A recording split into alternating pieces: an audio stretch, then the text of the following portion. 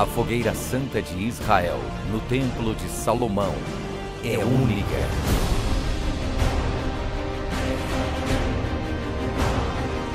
É a única campanha de fé que reúne em um só lugar bispos e pastores responsáveis de países e pastores de todo o Brasil, assim como Bispo Sérgio Correa, Pastor Mauro, Pastor Felipe, Pastor Alex, Pastor João, Pastor Rogério e demais pastores do Amazonas se unem